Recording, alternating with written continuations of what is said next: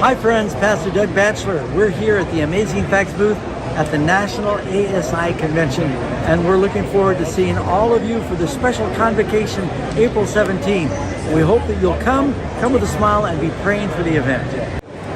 Hola mis queridos hermanos de Brasil. Tengo planes de estar en Sao Paulo del 17 al 21 de abril del año 2025. El título del campamento es El Camino Angosto. Ojalá que puedas asistir. Vamos a estudiar la Biblia profundamente y sé que Dios te va a bendecir. Te esperamos allá. Hello friends, this is Pastor John Ross. I'm here at ASI, and I want to remind you about the upcoming series of meetings called The Narrow Way, April the 17th through the 21st. We hope you're going to be there. So if you're planning on coming, you want to register. We've got some great speakers. Pastor Doug Batchelor, myself, and many others are going to be there to inspire you with great messages, wonderful music. So plan now to be there. God bless. I am extremely excited to join you guys in Sao Paulo next year. The reason is because the theme, Caminho Estreito, is a great theme because it focuses us on the fact that the way to heaven is not multiple, it's not divided, it's very simple, it's straight, and it's narrow. And the excitement of what Christ can do when the Holy Spirit is poured out there, you will not want to miss this. This will be the most powerful event to ever come to the country of Brazil by the grace of God. So if you're on the line, you're on the fringe, make the decision. God bless you. I'll see you soon. Hi, I'm Barbara O'Neill, and I'm going to be in Brazil between the 17th and the 21st of April 2025 at a camp meeting there called The Narrow Way, and I look forward to seeing you there. Hello, my Brazilian brothers and sisters. It's Christian Berdal from Shepherd's Call Ministry, and I'm so excited to invite you to Brazil. I'm coming back. There's going to be several of us together, amazing speakers. It's going to be an incredible weekend together. So make sure that you sign up here. Estamos juntos!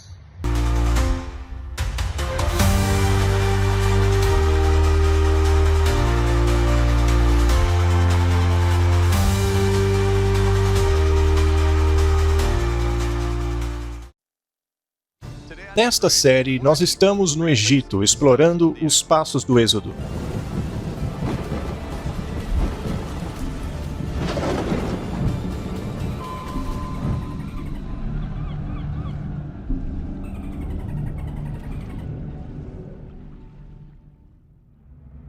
O Êxodo. Não existe outra história na história da humanidade mais épica do que esta.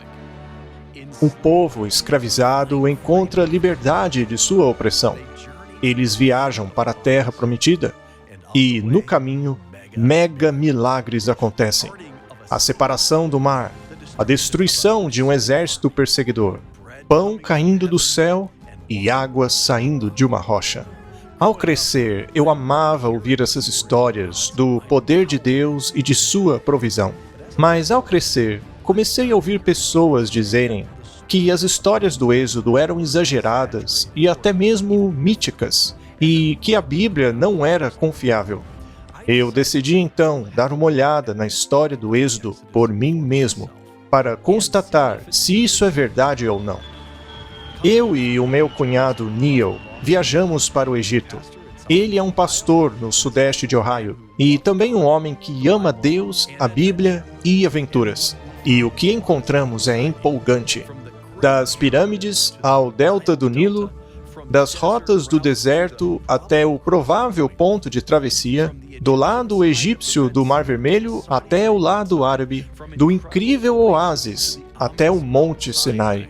Esta foi realmente uma aventura épica, e vocês não vão acreditar no que encontramos. Acabamos de chegar no Egito. É a minha primeira vez no Egito em quase 20 anos, e eu acredito que a nossa experiência aqui será fantástica. Quando chegamos no Egito, vi que ainda era do jeito de que me lembrava, movimentada, empoeirada e cheia de lendas. Primeiramente, paramos nas enormes pirâmides de Gizé, para pensar sobre a importância do Egito na história do mundo.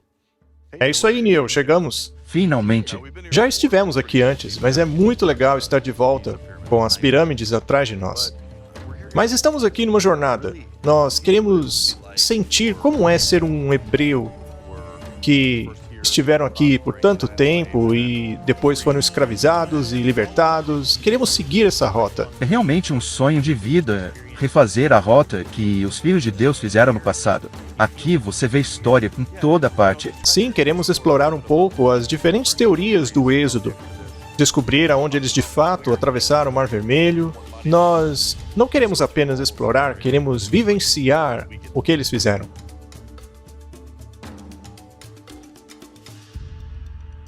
Primeiramente, fomos ao fascinante Museu Egípcio. Aqui, nós queríamos dar uma olhada em duas coisas. A Estela de Merneptah, porque ela prova a existência do povo de Israel na história egípcia, e um grande exemplo da carruagem egípcia, para saber o que procurar debaixo d'água.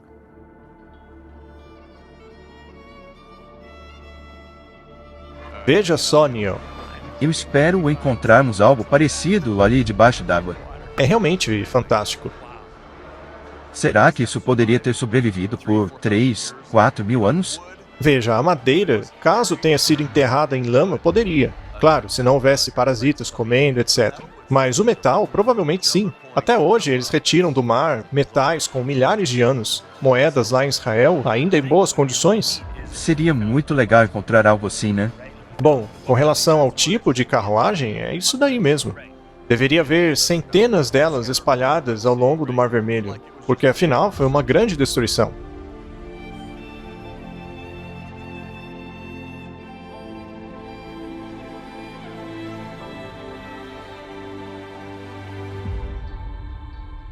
Essa é a pedra original. E ela fala sim sobre Israel. Merneptah, o pai de Ramsés II, conquistou todo o povo. Estas são as pessoas que estão vivendo em paz com o Egito. E lá está. Você tem Israel aqui, veja. Além disso, isso prova que Ramsés II não pode ter sido o faraó do Êxodo, porque já havia uma nação estabelecida na terra de Canaã neste tempo. E isso é apenas uns poucos anos após a morte de Ramsés. É muito impressionante. Estar aqui e ver esse artefato original, sabe? Eu digo para aqueles que não creem na Bíblia, continue pesquisando e verá que é verdade. A ausência de evidências não significa que não tenha acontecido, apenas que não foi encontrado ainda. Mas quanto mais as pessoas cavam, mais encontram evidências de que a Bíblia é real.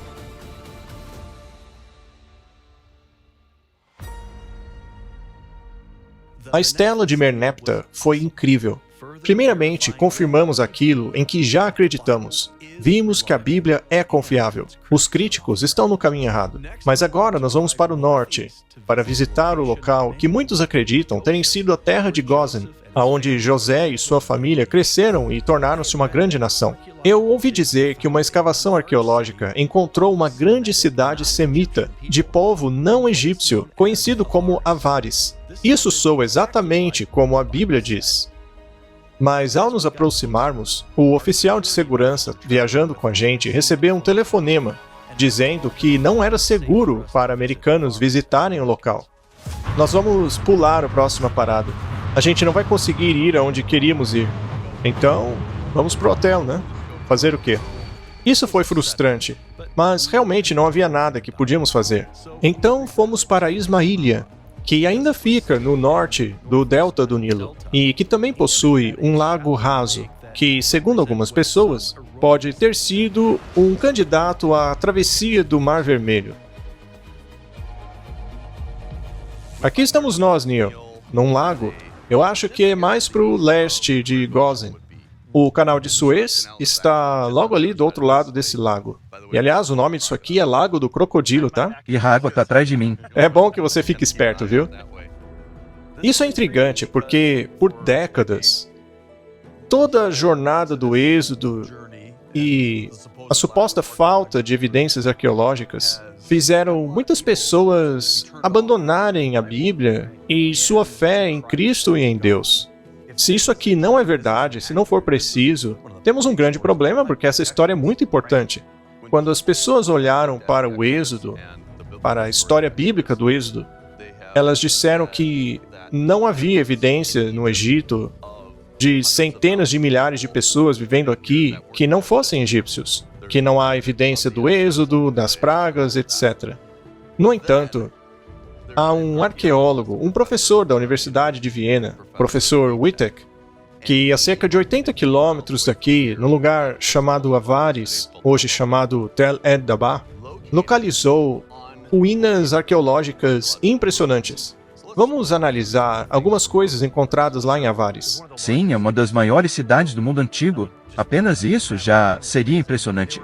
Mas eles eram asiáticos, eram povos semitas. Isso quer dizer que eles não eram egípcios. Eles não tinham o estilo de fazer potes egípcio, os animais, tudo isso. Eles vieram de Canaã, do norte de Canaã, na Síria. Eles não eram daqui. Eles eram de onde esperaríamos que os filhos de Israel tivessem vindo, porque eles vieram de Harã. Eles estavam ali no norte da Síria, e aí foram descendo, viveram em Canaã, e finalmente pararam aqui no Egito. Então, tudo isso se encaixa em nossa descoberta. A cronologia encaixa, a população encaixa. Com relação à cronologia, mais ou menos, porque há um problema. A maioria das pessoas acham que o êxodo aconteceu durante o tempo de Ramsés II. Isso porque a Bíblia diz que eles estavam construindo a cidade e uma delas se chama Ramsés. O problema é que Ramsés II veio muito depois do êxodo. Acredita-se então que o nome colocado tenha sido Ramsés porque esse foi o nome posterior dado à cidade que antes se chamava Avaris.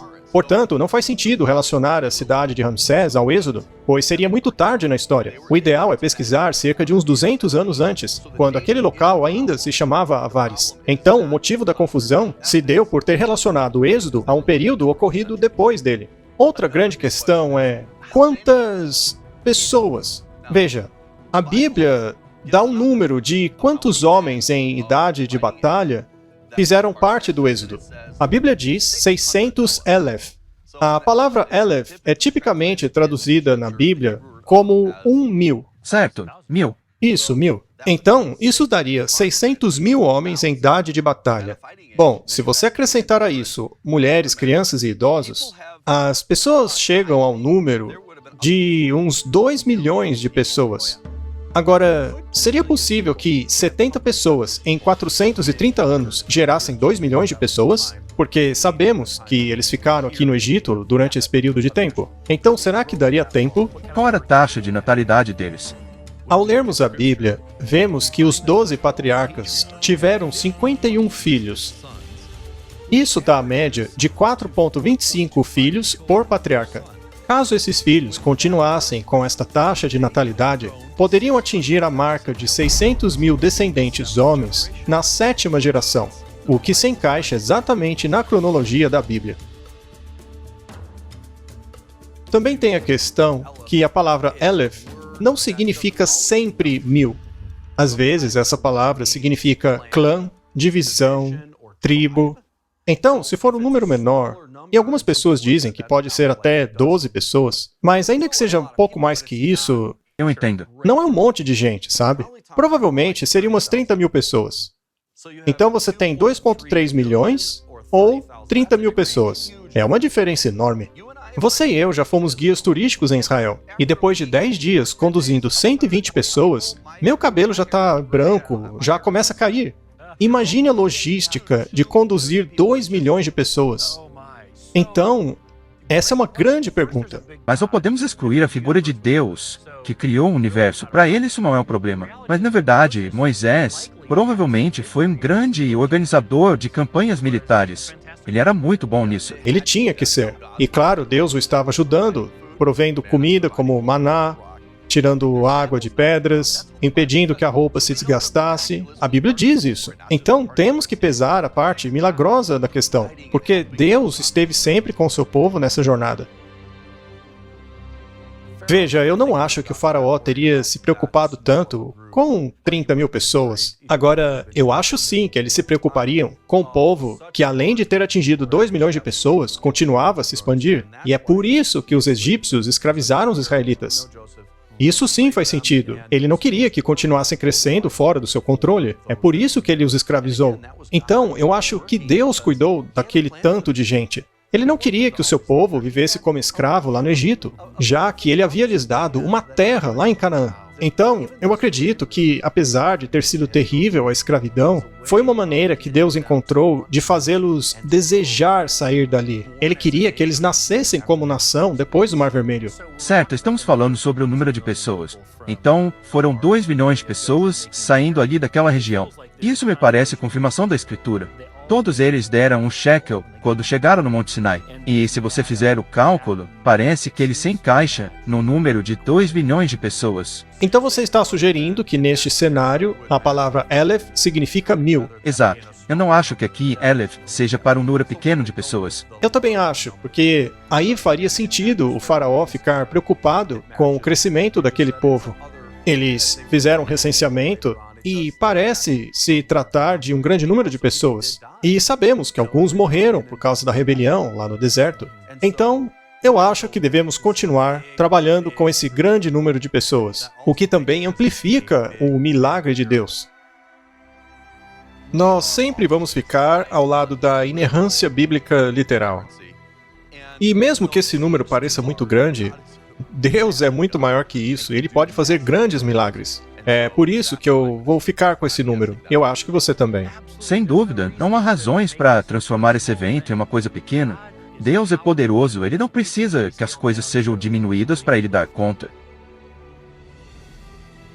E por que a gente acha que o ponto de partida está em Avares? A gente chama de Avares, mas na Bíblia está Gozen, e há outros lagos na região que fazem nos levar a crer que essa é a área de Gozen.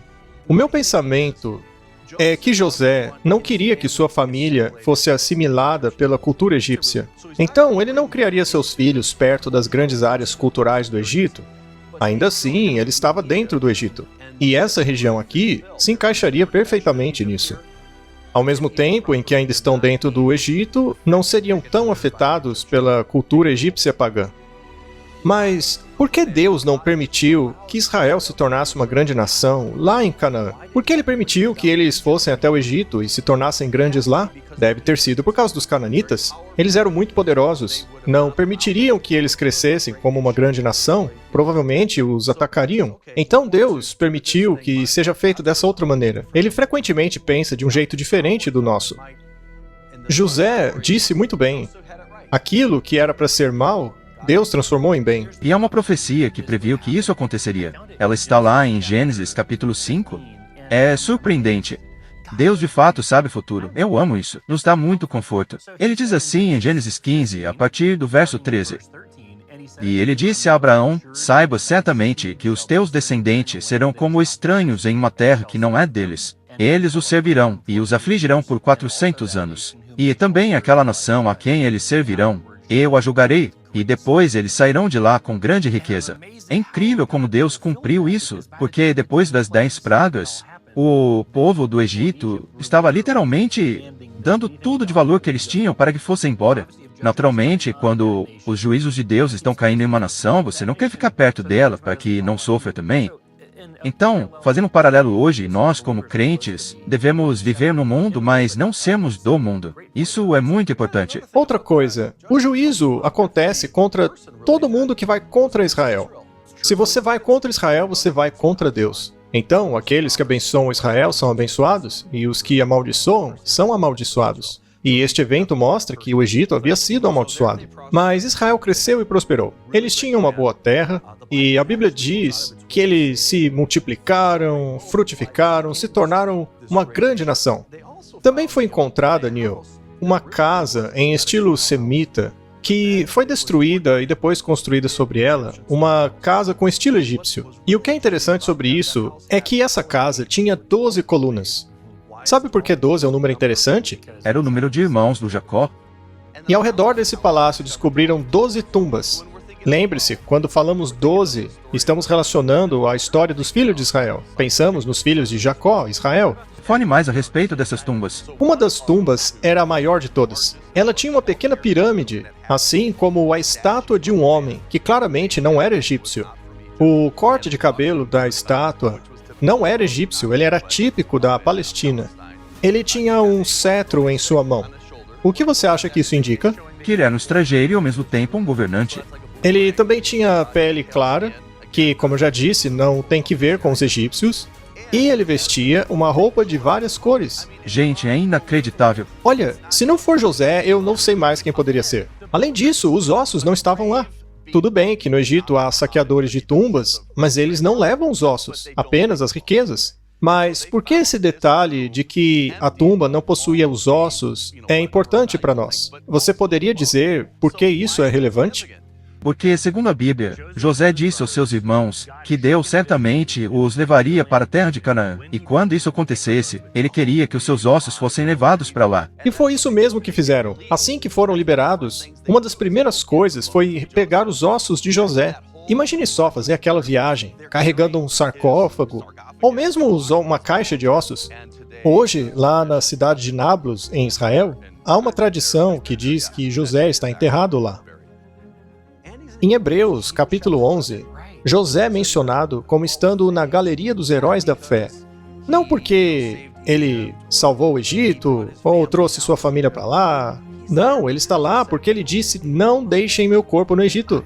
Isso é muito legal. E Deus nos ordena termos esse mesmo tipo de fé. Quando vemos os filhos de Israel peregrinando em círculos por 40 anos no deserto, é porque eles não creram em Deus, não tiveram fé. Que lição para nós hoje, hein? Quando Deus diz que nós devemos aceitar algo e abraçá-lo, nós devemos fazer exatamente o que ele pede. Todas essas coisas se encaixam no que a Bíblia diz. Um grande grupo semita, vivendo em uma terra estrangeira, com uma autoridade. Isso se encaixa perfeitamente no que a Bíblia diz sobre José. Então, quando as pessoas dizem que não há evidências que corroborem a Bíblia, isso é errado. Nós precisamos começar a estudar as evidências. Eu sou muito privilegiado de conhecer os filmes de Timothy Mahoney, Padrões de Evidência. Ele examina tudo sistematicamente. Os críticos dizem que não havia alfabeto. Então, como Moisés teria escrito a Torá? Como as pessoas poderiam ler e escrever, já que a escrita não havia sido inventada? Mas ele revela o fato de que encontraram escrita hebraica. Até mesmo nosso amigo Scott Strickland encontrou um tablete lá no Monte Ebal que tem escrita hebraica super primitiva, um jeito super simples de escrever, proto-semita. E lá no Museu Egípcio, eles têm réplicas da Pedra de Roseta e outras pedras com hieróglifos decifrados. Esses hieróglifos eram muito complexos. São milhares de caracteres. É realmente necessário um profissional para escrever tudo. Mas o alfabeto, isso sim é uma invenção genial. E eu acho que Deus permitiu essa invenção para que possamos conhecê-lo melhor. Para que possamos ler a palavra dele. É um grande privilégio. Algumas pessoas dizem que o milagre do Mar Vermelho era impossível. Mar Vermelho em hebraico é Yom Suv. Algumas pessoas traduzem isso como Mar de Juncos. Então, seria mais água doce do que água salgada. Mas, veja, você e eu estamos nessa aventura, seguindo o rastro do Êxodo, tentando encontrar que rota eles provavelmente fizeram. Por que nós, como pastores que acreditam na Bíblia, diríamos que este local aqui, assim como nenhum dos outros lagos rasos, poderia ser o local da travessia? Para começar, eu acho que isso aqui é muito raso. O exército egípcio simplesmente poderia contornar isso aqui. Sim, não há razão para atravessar isso aqui. Suponha que esse lago tivesse sido aberto, ou qualquer outro corpo de água dessa região. Como os lagos amargos, ali na frente. Sim, por que eles atravessariam esses lagos? Não era só contornar e pegar os hebreus do outro lado? Então não faz o menor sentido que tenha sido aqui. Sim, na Bíblia há vários versos que falam sobre a profundidade, descrevendo como o exército do faraó foi engolido pelas profundezas do oceano. A água virou uma muralha em ambos os lados. Quais outros versos a Bíblia apresenta que dá a noção de que era um oceano profundo? Está lá em Salmo 77:16. Lá é dito assim: as águas te viram, ó Deus, as águas te viram e se contorceram, até os abismos estremeceram. Este evento parece ter acontecido em águas profundas. E lembre-se que os habitantes de Jericó, você pode apontar para o norte do Mar Morto ali? Bem ali, no topo do Mar Morto, fica Jericó. Eles estavam falando a respeito do milagre do Mar Vermelho. Eles ouviram a respeito. Então, não se tratou de um evento ocorrido em um laguinho raso. Isso não teria causado impacto. Para ser impressionante, tinha que ser um grande corpo de água. E por todas essas razões, eu acho que precisamos riscar esse local da nossa lista. Precisamos achar um grande corpo de água. Que outro lugar apresenta um grande corpo de água na direção onde foram? Temos o Golfo de Suez e o Golfo de Aqaba. Os dois ficam no Mar Vermelho. Algumas pessoas sugerem que o Golfo de Suez é o ponto de travessia. Para mim isso é mais plausível. E se esse for o Mar Vermelho que eles atravessaram, então o Monte Sinai tradicional também seria plausível. Mas parece que não se encaixa na narrativa bíblica, porque a Bíblia diz que eles seguiram na direção do deserto e prosseguiram para a montanha de Deus, o Monte Horebe, que fica lá em Midian, onde Moisés se encontrou com Deus na sarça ardente. Era ali que Jetro vivia. Foi onde Moisés encontrou sua esposa e pastoreou ovelhas por 40 anos. Esse lugar é na Arábia Saudita. Então, o Golfo de Suez não faz sentido para mim, apesar de ser uma opção bem melhor do que essa daqui. A maioria das pessoas acha que foi aqui no Golfo de Suez, mas a razão é porque eles não tinham isso aqui mapeado. Pois é, tudo culpa dos gregos. O meu tataravô era grego? Pronto, é culpa sua. Provavelmente. É sempre minha culpa. Nós moramos nos Estados Unidos, um país bem longe daqui. Então, por vários séculos ou um milênio, as pessoas têm feito teorias porque nunca vieram aqui pessoalmente. Então, é por isso que eu acho que as pessoas acabaram confundindo os dois locais. Porque quando você olha para os mapas de centenas de anos atrás, isso aqui não existe. Mas o Moisés sabia muito bem onde era o Golfo de Aqaba, porque ele tinha fugido para Midian. Aqui no Egito, ele matou o egípcio e então teve que fugir. Ele conhecia muito bem aquela região do deserto. Muito bem, Deus disse a eles para não subirem aqui perto do mar. Não, vocês vão seguir aqui embaixo, no meio do deserto, na direção do Monte Sinai. Foi no Monte Sinai que Deus deu a lei e tudo aquilo. Foi lá que Moisés esteve. Então essa é a rota. Se você sai daqui de cima, de Gozan, na direção de Midian, você tem que pegar essa rota. E era uma rota muito conhecida na época. Isso daqui faz sentido para mim. Bom, alguns dizem que é muito longe. Como você pode sair daqui e chegar no Golfo de Aqaba, aonde eles atravessaram? Bem, eles acham que levaram algumas semanas para eles fazerem essa rota. A Bíblia nos dá algumas informações. A gente pode tentar imaginar alguma coisa. Mas você acha que seria possível levar 2,3 milhões de pessoas, entre idosos, animais, daqui de Avares até aquele ponto de travessia em apenas algumas semanas? Você acha que é possível? Veja, aquelas pessoas eram muito duronas, elas eram escravas. Elas estavam habituadas a provas físicas. Além disso, levaram muitas carroças e bois lá do Egito para carregar as cargas. Não é o fim do mundo. São 430 quilômetros de Avares até o ponto em que nós achamos ter sido o local da travessia. Então, se eles andaram 25 quilômetros por dia, em 18 dias eles já estariam lá. Eles podiam viajar somente à noite, ou, se estivessem com medo de serem perseguidos, mesmo dia e noite. Eu acho que eles queriam sair logo de lá, eles não confiavam no faraó. Lembre-se que ele mudou de ideia várias vezes até esse ponto. Sim, o faraó era uma pessoa muito instável, não dava para confiar nele. Era uma situação de emergência, eles tinham que sair logo dali. Eu acho que eles caminhavam muitas vezes dia e noite, mas eu acho que foi um milagre também. Eu também acho. Às vezes tentamos interpretar a Bíblia apenas do ponto das possibilidades. Alguns acham que o Mar Vermelho foi aberto por um vento natural, mas não, foi um milagre, uma coisa sobrenatural. Deus os conduziu até lá. Com toda certeza. Então, eles atravessaram esse local. As pessoas fazem isso o tempo todo. Ao longo do caminho, há lugares para beber água. Isso porque, se esse lugar não tivesse água, não dava para atravessar esse deserto, até a península do Sinai.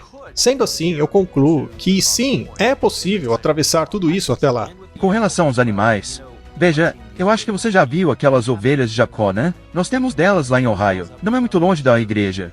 Elas têm uma cara muito interessante. E elas são muito duronas. Se essas eram ovelhas da ocasião, e eu acho que eram... Isso faz sentido. Se a família de Jacó as trouxe lá de Canaã para o Egito e começaram a criá-las lá, provavelmente eram as mesmas ovelhas 400 anos depois que atravessaram o Mar Vermelho também. Essas ovelhas teriam aguentado fácil. Muito bem, então sabemos o ponto de partida.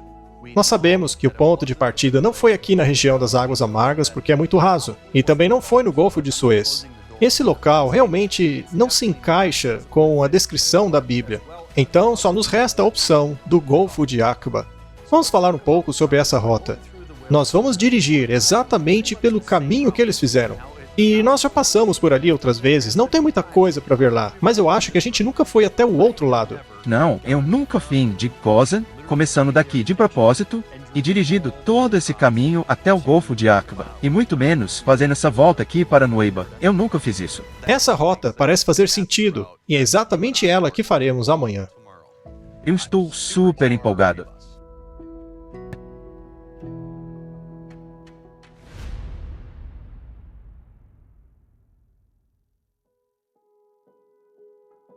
Cedo, na manhã seguinte, partimos na direção do que provavelmente foi a rota do Êxodo. Eu quase posso imaginar o que sentiram o povo de Israel e Moisés ao partir naquela direção. Vento nos seus cabelos, deixar a escravidão para trás, rumo a uma nova vida de liberdade. Neil, você consegue imaginar o povo de Israel caminhando por aqui? Centenas de milhares deles tinham acabado de testemunhar aqueles milagres, todas as pragas, e agora finalmente estavam livres. E Deus apontou o caminho para o deserto. Aqui estamos nós, na península do Sinai. Hoje de manhã estávamos em Suez, onde provavelmente foi o ponto de partida a caminho do deserto. Eu quero saber, Neil, como você se sente caminhando na mesma região por onde os filhos de Israel caminharam no Êxodo? É uma sensação muito solene. Eles dependiam totalmente de Deus, porque aqui não há nada. Você não tem um posto de conveniência para tomar um lanche, um supermercado, você só dependia de Deus. E é um lugar imenso, veja só isso aqui. Eu fico só imaginando como teria sido para eles. Este caminho aqui que eles estavam percorrendo estava os levando para Midian, o lugar onde Moisés já conhecia, onde fica a montanha de Deus. Porém, de repente, Deus os parou. Ele não permitiu que continuassem na rota mais óbvia. Normalmente, você simplesmente seguiria em frente, em rumo a Midian, mas Deus fez com que eles fizessem uma curva para baixo, os levando especificamente para um ponto, aonde terminariam totalmente cercados e isolados, com o Mar Vermelho de um lado, montanhas do outro e o exército egípcio atrás deles. Mas Deus tinha um propósito ao levá-los para aquela encurralada. Estrategicamente falando, foi um caminho horrível. Sim, era impossível escapar dali. Ninguém em sã consciência tomaria aquele caminho. Eles estavam entrando no sistema de Wadi. Wadi é um leito de rio seco. Isso é muito comum naquelas áreas desérticas. Você consegue ver o caminho que a água fez no passado, indo parar diretamente no Golfo de Aqaba, formando essa grande praia ali em Nueiba. E ali eles foram caminhando nesse vale, na direção de montanhas cada vez mais íngremes. Ao fazermos a mesma rota, é impressionante o quão claustrofóbico é aquilo ali. Realmente, esse caminho é o pior caminho que eles poderiam ter tomado se quisessem fugir do Egito. E também é muito perigoso caminhar no meio de uma wadi no deserto, pois uma inundação pode vir a qualquer momento. Então eles não podiam seguir adiante por causa do Mar Vermelho. O Golfo de Aqaba é realmente um lugar gigantesco. É grande, é fundo, então não dá para atravessar. Atrás de você também não dá, porque você tem as montanhas e o exército egito te encurralando. Ou seja, eles ficaram presos ali naquela praia. Sabe, eu fico impressionado com a fé de Moisés, porque ele provavelmente sabia que aquele lugar para onde eles estavam indo terminava num beco sem saída.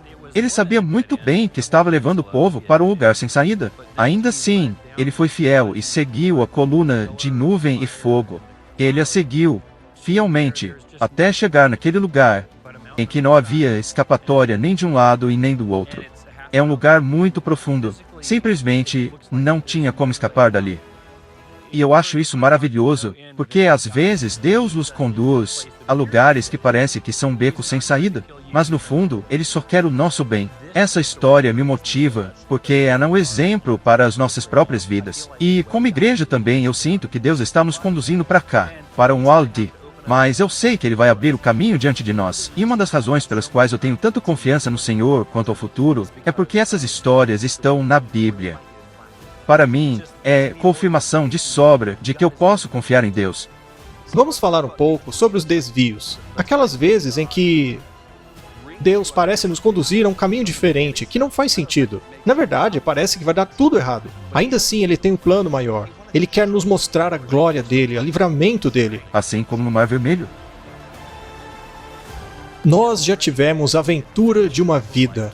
Percorremos o mesmo caminho dos filhos de Israel durante o Êxodo. No episódio que vem, chegaremos na praia onde eles foram cercados. Montanhas dos dois lados, um exército atrás e um mar à frente. Somente Deus poderia livrá-los desta situação. E se Deus os livrou, Ele também nos livrará.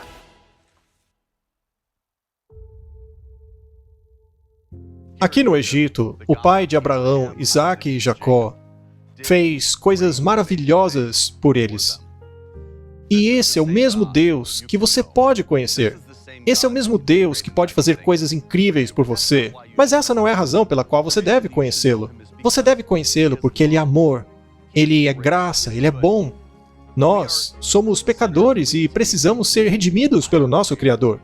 Deus nos ama muito, mesmo nós havendo nos rebelado contra Ele. Mesmo assim, Ele enviou o seu Filho para nos salvar. Jesus, que morreu, que ressuscitou e que vai salvá-lo se você simplesmente colocar toda a sua confiança nele e somente nele.